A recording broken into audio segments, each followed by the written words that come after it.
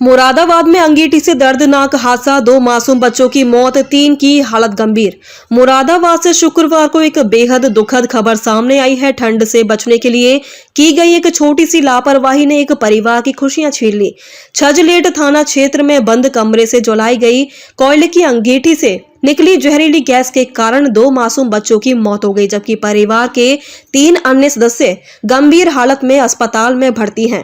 ये दर्दनाक घटना मुरादाबाद जनपद के छजलेट थाना क्षेत्र के अंतर्गत हरिद्वार हाईवे से सटे छजलेट इलाके की है। जानकारी के अनुसार जावेद नामक व्यक्ति पेट्रोल पंप के पास चाय की दुकान चलाते हैं और इसी से अपने परिवार का पालन पोषण करते हैं।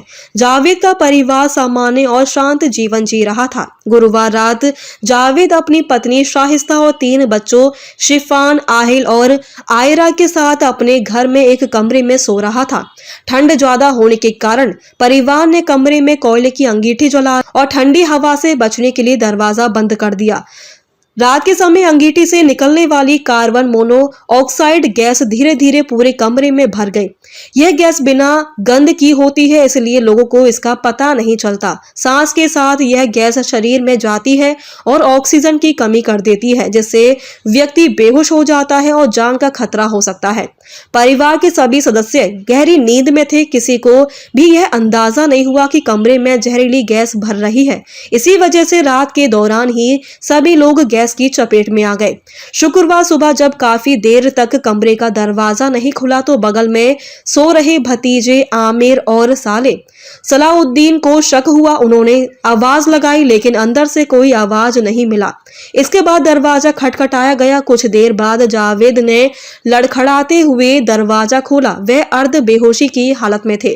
दरवाजा खुलते ही अंदर का नजारा बेहद डरावना था। कमरे में धुआं और गैस फैली हुई थी।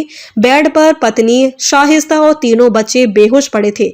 यह देखते ही परिजनों के होश उड़ गए और अफरा तफरी मच गई। परिजन तुरंत सभी को नजदीकी निजी अस्पताल लेकर पहुंचे। अस्पताल में डॉक्टरों ने जांच के बाद 2 मासूम बच्चों आहिल और आयरा को मृत घोषित कर दिया। यह खबर सुनते ही परिवार पर दुखों का पहाड़ टूट पड़ा।